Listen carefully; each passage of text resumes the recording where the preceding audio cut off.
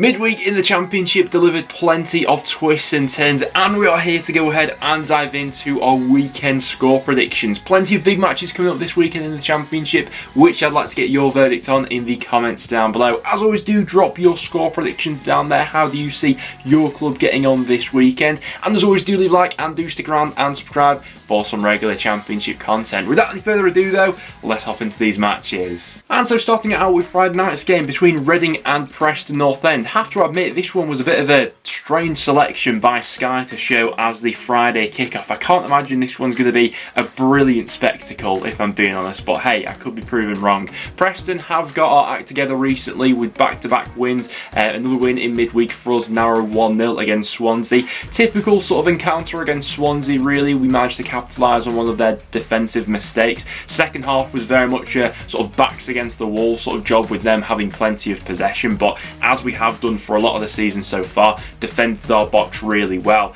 Going into this game against Reading though, I am a little bit cautious, especially given our recent history against Reading, who have been a real bogey side for us as of late. Across our last 9 meetings with Reading, we've only won 1 game against them, and Reading have won 7 of their last 9 matches against Preston. Reading themselves have been on a bit of a frustrating run recently, only 1 win from their last 7. A goalless draw in midweek against Luton in a game that didn't seem to have all too much cutting edge or quality in the final third, and I feel like this game has the feeling of a low scorer that could be won on a set piece. Fatigue could potentially play into it with the midweek and quite a quick turnaround into the Friday kickoff as well.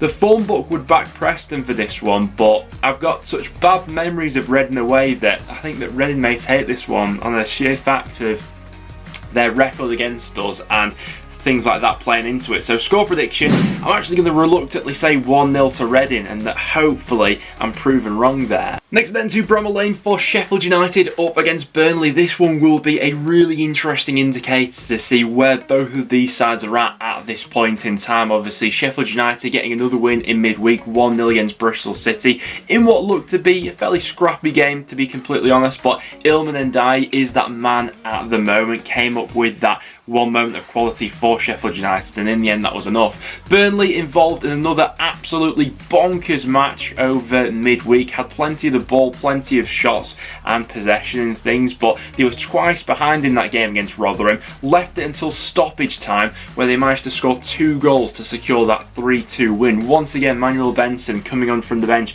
and being that impact sub, he scored a cracking goal in that game. This will be an interesting one to see the sort of level between these two at the moment, because Burnley have looked by far and away the most cohesive and consistent side in the Championship. You know, they've only lost 1 game so far this season, and they probably look the most likely to go clear of the chasing pack given their consistency. With that as well, I also do still think there are some vulnerabilities there, and for a score prediction, I think I'm going to sit on the fence for this one. I'm going to go for a 1-1 draw between these two, but I do fancy it to be a good battle between them. Next then to Ewood Park for Blackburn up against Huddersfield. Not a brilliant midweek for either of these sides. Blackburn played out that 1-0 loss away at Coventry. Wasn't their finest performance of the season, just couldn't quite stamp their authority on that game and never really seemed to have any cohesive passages of play, maybe a few tired legs with that one. I think that was the case for a few clubs, to be fair, over this midweek schedule, as the games really are coming thick and fast to sort of get them as many in as possible before the World Cup break. While we have seen signs of life from Huddersfield recently, it was back to losing ways for them in midweek as Sunderland got the better of them 2-0 at home. Blackburn back with the home advantage in this one. Huddersfield does still seem like quite a long way back to go ahead and make up that ground on the teams above them. I think it's a 5-point gap at the moment between themselves and survival, and with Rovers having that home advantage, I think they probably take it in this one. Score prediction, I'm going to go 2-0 to Blackburn. I do fancy them to get back to winning ways in this one. Next then to Blackpool up against Luton. Bit of a strange game that Blackpool were involved in over midweek, to be honest. 1-0 loss against West Brom, where they didn't really click up the gears and actually get at West Brom. You know, a West Brom defensive line that's been so leaky and fragile so far this season. The Blackpool side, who have been scoring quite a few goals recently as well, just seem to be a little bit standoffish, seems to be a little bit of just a strange tactical approach from Appleton in that one. Obviously they were without Charlie Patino, which will have obviously influenced events for this one. He was out with an illness, and I think that Patino, whether he's back or not for this Luton game, has quite the influence on my prediction in this one, really. Luton themselves obviously had that quite frustrating goalless draw played out with Reading in midweek, but generally speaking, on the road so far this season, Luton have travelled fairly well. Score prediction time, I think I'm edging towards a draw, just not sure on Blackpool whether or not Patino will be back for this one. So score prediction, we go 1-1 between these two. Don't think there'll be that much in it. After that, for Middlesbrough up against Bristol City, it was a first win for Michael Carrick over midweek with that 3-1 away victory at Hull. More impressive, I thought, from Borough than their opening outing against Preston North End, albeit they will face bigger tests throughout this season than Hull and sort of how inconsistent they've been lately. But some more cohesion, saw some patterns of play with that one, a little bit more penetration as well with their passing, looking to be a little bit more direct in that game against Preston on Carrick's opener. Just seemed to be a little bit passive in times in possession. And this one will prove to be really quite an interesting game, I think, because Bristol City, while they did lose in midweek, I actually thought they'd looked like they put in a really decent performance against Sheffield United and really got quite unlucky in that one to have actually lost it 1-0 considering the chances they had, but just couldn't find the back of the net despite all their endeavour in that one. Tanner's red card, obviously, when things boiled over at the end, doesn't help Bristol City. He'll be serving a suspension. But for a score prediction, I'm going to go for an entertaining 2-2 draw here. Fancy a few goals, why not? Next then to Millwall up against Hull. We have had some developments with Hull's managerial situation as they have gone ahead and appointed Liam Rossini. Hull fans, interested to get your take on that one down below. Certainly like the thought of it from the outside looking in terms of an up-and-coming coach who a championship club has gone ahead and given that opportunity to, obviously. We saw him, working behind the scenes at Derby initially with Rooney, then being given a bit of an opportunity there during the start of this season with them. So, yeah, very interesting to see how he does there at Hull, albeit he is walking into what is quite a tricky situation at the moment. It's back-to-back losses now for Hull after that midweek defeat against Middlesbrough.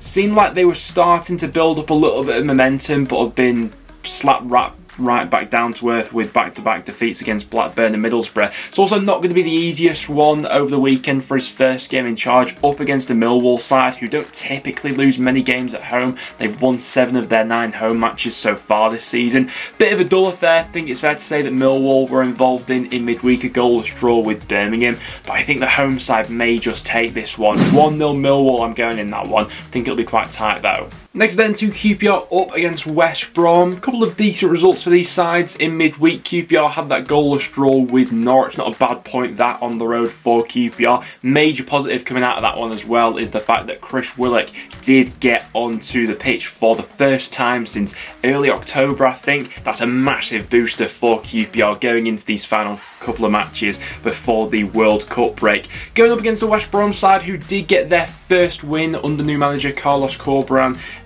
in midweek, 1-0 against Blackpool. In terms of an overall spectacle, didn't seem to be an amazing game, and I still think there's a hell of a lot to do with this West Brom squad. And in the end, I think Blackpool being a little bit standoffish sort of played into West Brom's hands, really. I don't think QPR will afford them the same luxury in this one. I think they'll look to get on top and look to go at those vulnerabilities that we've seen quite a few times this season in that back line.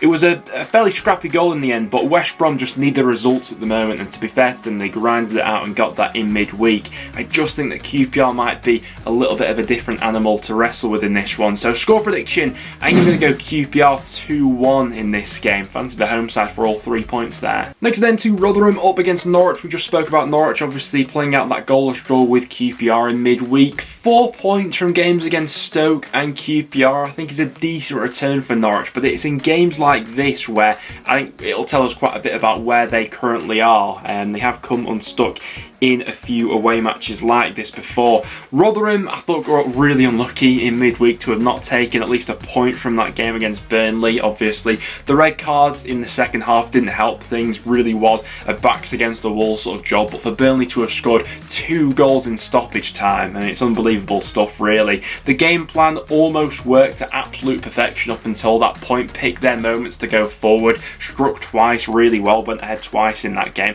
I think that'll cause problems for this Norwich side in this one. Something's still not quite right with this Norwich group at the moment for me. And do you know what? I've not backed Rotherham all too much so far this season, so why not? 1-0 Rotherham. I'm back in the Millers for this one for all 3 points. Next then to Stoke up against Birmingham. It was a much needed result for Stoke in midweek, following along from their 3 consecutive defeats. Did get back to winning ways with a slim 1-0 win over Wigan. In terms of Birmingham, wasn't the greatest spectacle. It didn't look like in midweek a goalless draw against Millwall. Obviously Millwall on the road do quite a good job normally of sort of taking the sting out of matches, and Birmingham could never really get going in that one. I think they finished that game without having a shot on target. It's an interesting one. Stoke do currently have the 2nd worst home record in the league. Only Wigan, who they beat in midweek, have a worse home record than Stoke do currently. Only 8 of their points so far this season have been accumulated at home, so that's going to be something that Alex Neil's going to have to work on.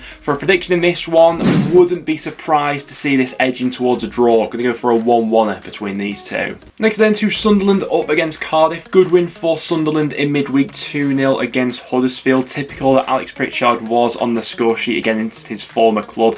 Sims involved with the 2nd goal as well, laying that one off with a nice assist. And good opportunity here for Sunderland to make it back-to-back wins, I must say. Cardiff did take the lead in midweek against Watford, but ultimately the away side had a little bit more quality in the final third. Scoring goals, I mean, it has been the biggest problem for Cardiff so far this season. They've only scored more than 1 goal, I think, on 2 occasions so far this season, which is a massive cause for concern. And now that my team Preston have started to get our act together in terms of hitting the back a little bit more, Cardiff are now the joint lowest scorers in the Championship, along with Preston having only scored 14 goals so far this season. Sunderland playing into that home advantage. I think they take this one at home. 2-0 Sunderland. I'm going to go for this one between these two. Next then for Swansea up against Wigan. Another defeat for Wigan in midweek. 1-0 against Stoke as the problems do start to be piling up. That's now 7 of their last 9 matches which they've lost. If we look at the form table since the start of October, it is Wigan who are currently bottom, obviously. At the start of the season, it really was their away form that they were hanging their hats on, but with 3 straight away losses and the fact that they've not been able to pick up their home form, they are in a little bit of a precarious position as things stand. Swansea, I got to see firsthand in midweek as they came to Deepdale, and it was a typical sort of Swansea performance, albeit just lacking that cutting edge really in the final third. To be fair, Freddie Woodman for North End did come up with a couple of wonder saves, and that second half was all Swansea in terms of them having the ball, but quite a frustrating one in the end, I think, especially given the way in which they conceded coming from a defensive error. But this, I do think, is a decent opportunity to go ahead and bounce back. I'm going to back Russell Martin's men for a 2-0 victory in this one. Just think Wigan got a few too many problems at the moment. And then to round things off with Watford up against Coventry. A good midweek all round, I'd say, for both of these sides. Coventry with all 3 points, that 1-0 win against Blackburn, which was enough to go ahead and lift themselves out of the bottom 3. Sure that they'll be looking up on the table from now on. And Watford with a win of their own in midweek, 2-1 against Cardiff, having fallen behind in that game to go on and win it 2-1. A result which sees them climb into the top 6. That will be the bare minimum as a goal, I'd say, for Watford from now until the end of the season. And with this Watford side, it does feel like they're starting to get a little bit more consistency about their play. I think we all said that when that was the case, there's no doubt that there is a wealth of talent in there that could go on and thrive this season. João Pedro gets better every time I see him. Coventry have been decent value for money, to be fair, on the road as of late, but with that quality that Watford have and the consistency they're starting to build up, I think Watford may just edge this one. 2-1 Watford, I'm saying, between these two. But guys, there we have it. I will now wrap it up for today's video. If you did go on to enjoy, make sure to leave a like and do stick around and subscribe for some regular Championship content. Want to hear your thoughts in the comments down below on all the matches that are taking place this weekend. But thank you very much for tuning in, and I'll see you all in the next one.